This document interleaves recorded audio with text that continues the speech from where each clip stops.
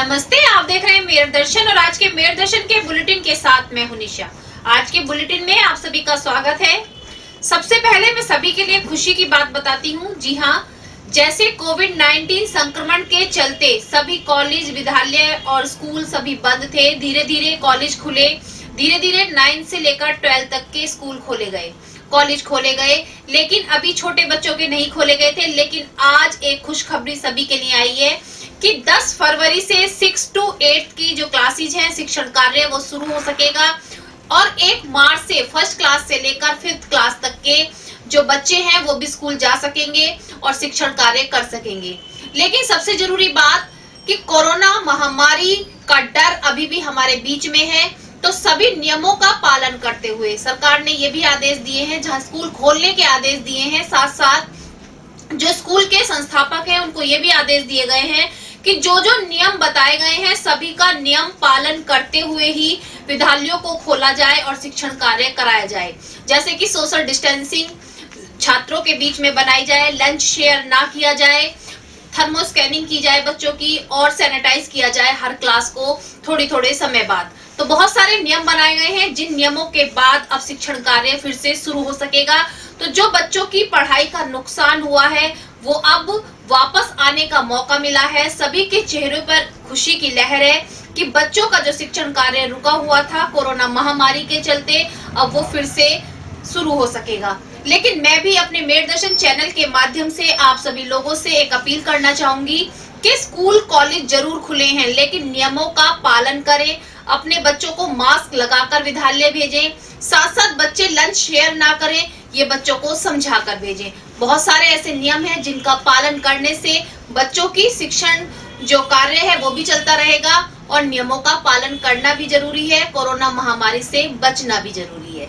MD paramedical and hotel management institute Bharat सरकार द्वारा मान्यता प्राप्त। छात्र छात्राओं के उज्जवल भविष्य के लिए paramedical diploma degree certificate course, hotel management diploma degree course प्रवेश प्रारंभ, Shraddhapuri, Kankarkhera, Meerut.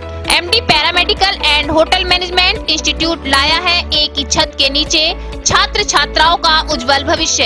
Hotel management diploma degree course व nursing, dental, fast aid, lab, OT, x-ray diploma degree course, Shraddhapuri, Kankarkhera, Meerut 9760141320। आज के समाचारों के प्रायोजक हैं खेमचंद पहलवान, पूर्व सदस्य Uttar Pradesh Congress committee, Arvind Kumar Gupta, Marwari Bhoj, metro plaza, Delhi road, Meerut, doctor Beena Rani Agarwal, समाज सेविका, माधुरी डांस एकेडमी, पल्लवपुरम, मेरठ। स्वाद और सेहत का एक ही नाम, red chilli restaurant, pure vegetarian, home delivery available, 99 second floor near Era mall, Delhi road, Meerut.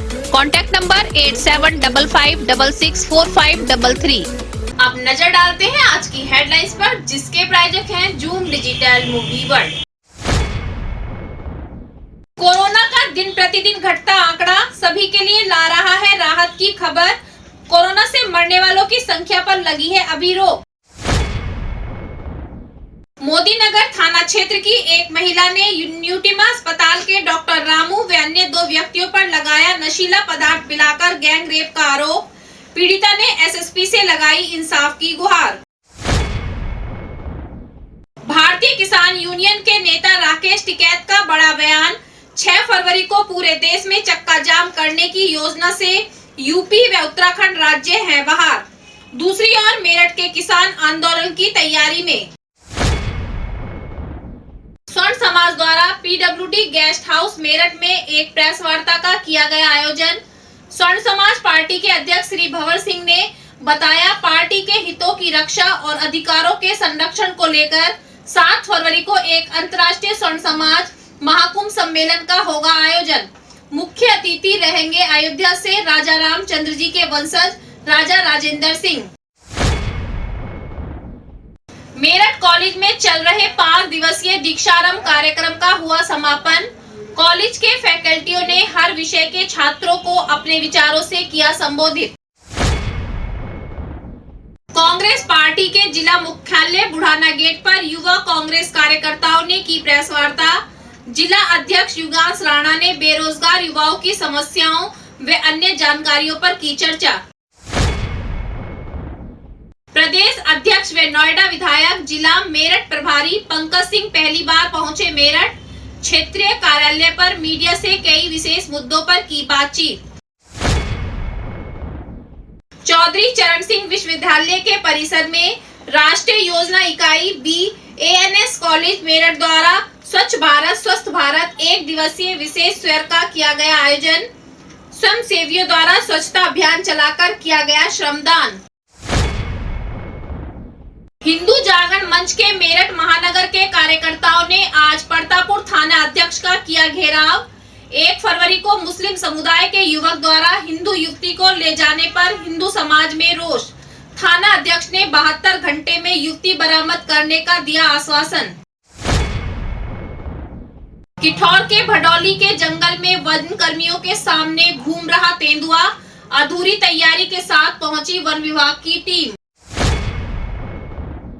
कोविड-19 संक्रमण के कारण बंद विद्यालयों को शिक्षा मंत्रालय भारत सरकार द्वारा निर्धारित शर्तों के अनुसार पुनः खोलने के आदेश जारी।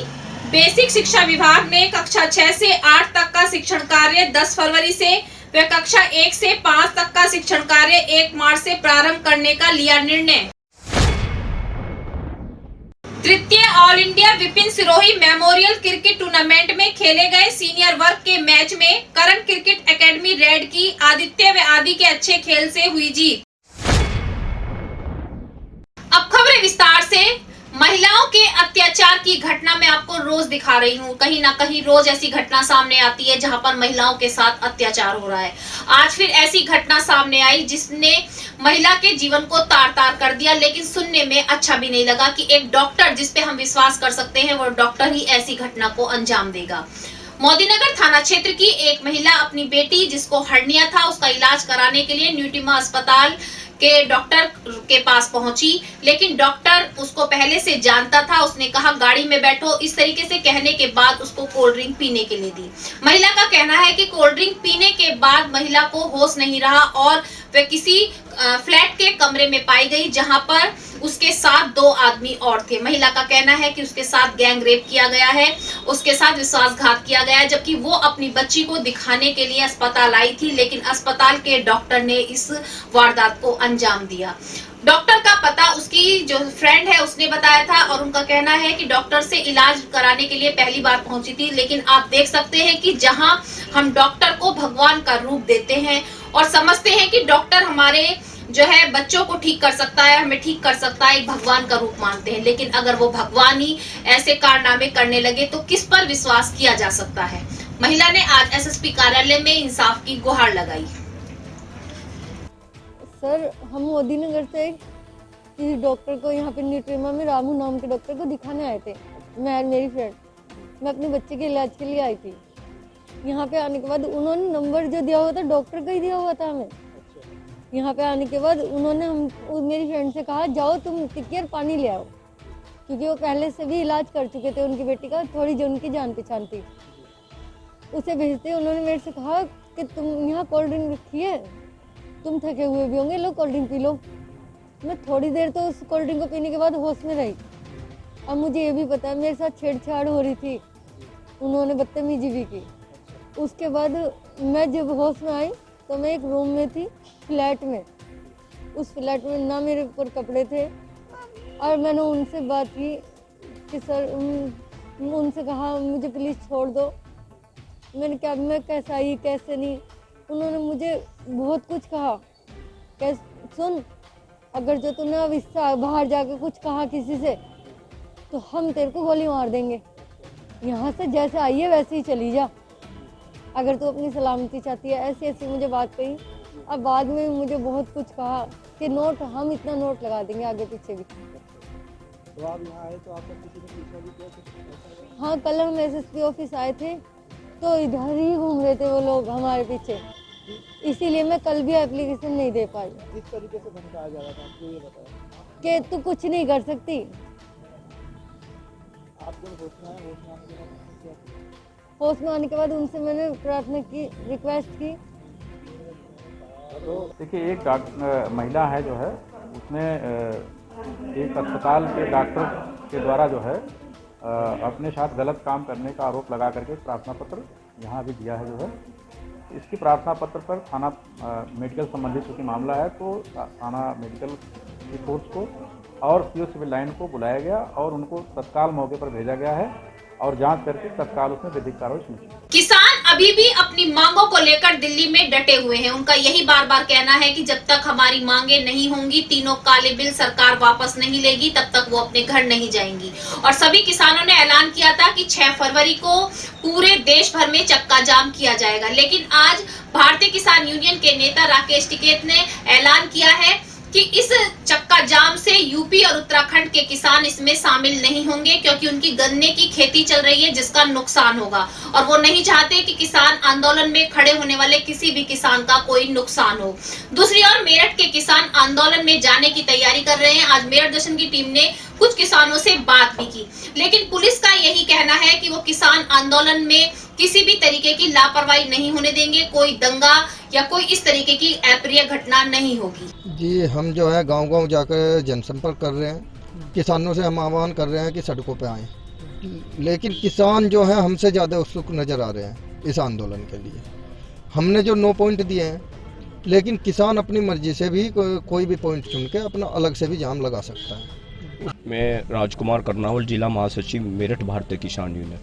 कल की रणनीति क्या बनाई है चक्का जाम की? क्या चक्का जाम की तो हमारे माननीय श्री राकेश टिकैत जी ने संपूर्ण भारत में कल का 3 घंटे का चक्का जाम की घोषणा की है और हम जिलाध्यक्ष सभी हम संपर्क कर रहे हैं किसानों से। खुद किसान भी जागरूक हो चुका है। कल 3 घंटे का उन्होंने जिलाध्यक्ष महोदय ने हमें और सभी किसानों ने अपने पॉइंट दे दिए हैं। कल उन पे आंदोलन शुरू रहेगा, 3 घंटे चक्का जाम रहेगा। उसमें सबसे शांति बनाने की अपील भी की है पुलिस। कल जैसे कि आपको पता है 6 तारीख को 3 घंटे के लिए कॉल किया गया है, जिसमें कुछ स्थानों के लिए भी बताया गया है, जैसे जानी, मवाना, खुर्द या सरदना में कुछ पॉइंट्स हैं। पर सभी किसान नेताओं से लगातार वार्ता चल रही है और वार्ता के क्रम में उसी के अनुसार उन लोगों से बातचीत चल रही है। स्वर्ण समाज द्वारा आज पीडब्ल्यूडी गेस्ट हाउस में एक प्रेस वार्ता का आयोजन किया गया, जिसमें जानकारी दी गई कि 7 फरवरी को स्वर्ण समाज के हितों की रक्षा और उनके अधिकारों के लिए एक महासम्मेलन किया जाएगा, जिसमें जो स्वर्ण समाज के कार्यकर्ताओं को या स्वर्ण समाज को कोई भी अधिकार नहीं मिल पा रहे हैं, उनके विषय में विशेष चर्चा भी की जाएगी। हम इस सरकार से अपनी बात रख सकें और समाज से के उत्थान के लिए आगे की रणनीति जो अव्यवस्थाएं खड़ी हैं उन सबको हम एक साथ एक मंच पर आकर के स्वर्ण समाज सरकार से वार्ता करेगा। उनको आगे सरकार से हम इसका लेते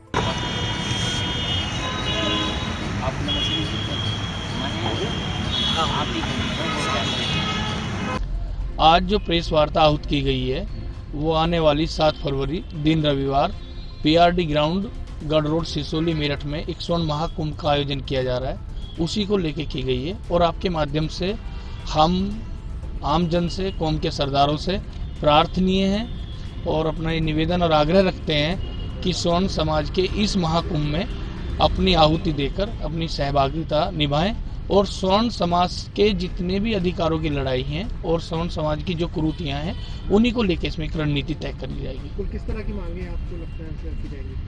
अभी ये कहना उचित नहीं है किस तरह की मांगे की जाएंगी।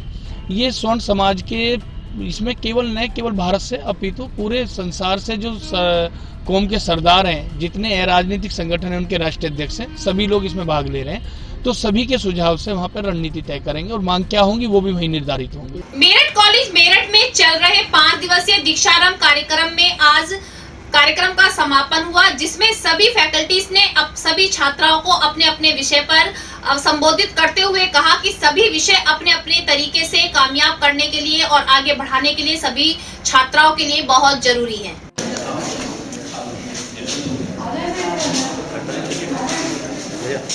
हम देखते हैं हमारे कर्तव्य क्या हैं। हम देखते हैं कि अगर कोई इमरजेंसी सिचुएशन आती है तो हमारे जो मैकेनिज्म है वो कैसे वर्क करेगा। हम देखते हैं अलग अलग स्टेट में यूपीपीएससी है, एमपीपीएससी है। आईक्यूएसी के तत्वाधान में एक दीक्षारंभ छात्र प्रेरण कार्यक्रम का आयोजन किया गया, जो कि 5 दिवसीय था। ये विश्वविद्यालय अनुदान आयोग ने एक रूपरेखा दी है, उस पर आधारित था। इसका मुख्य जो उद्देश्य था, छात्र को महाविद्यालय की गतिविधियों से, उसकी ज्योग्राफिकल लोकेशन से, फैकल्टी से, टीचर्स से और इसमें होने वाली गतिविधियों से, समितियों से, एनएसएस, एनसीसी के बारे में अवगत कराना था। ये उसका एक उद्देश्य था। कांग्रेस की राष्ट्रीय महासचिव प्रियंका गांधी वाड्रा व अध्यक्ष द्वारा एक नौकरी संवाद अभियान चलाया गया है, जिसमें जितने भी युवा बेरोजगार हैं उनको रोजगार देने का एक संकल्प लिया गया है और 45 दिनों के अंदर 12 ब्लॉकों में सभी बेरोजगारों से संवाद करके उनके जो फॉर्म भरवाकर हाईकमान तक भेजने। इसी को लेकर के आज कांग्रेस युवा कार्यकर्ताओं द्वारा एक प्रेस वार्ता का आयोजन किया गया, जिसमें जानकारी दी गई कि 45 दिनों में जगह जगह 12 ब्लॉकों में जाकर सभी बेरोजगार युवाओं से संवाद किया जाएगा और उनके फॉर्म भरवा करके हाईकमान को सौंपे जाएंगे। आज उत्तर प्रदेश में राष्ट्रीय महासचिव हमारी नेता श्रीमती प्रियंका गांधी जी बेरोजगार युवाओं के लिए एक नौकरी संवाद कार्यक्रम का हम जो है आज से शुरू करने जा। आज के बुलेटिन में बस इतना ही। तेज और ताजा खबरें जानने के लिए देखते रहिए मेरठ दर्शन। यदि आप भी हमारे साथ जुड़ना चाहते हैं तो नीचे दिए गए नंबर पर संपर्क करें और सब्सक्राइब करें एमडी न्यूज मेरठ।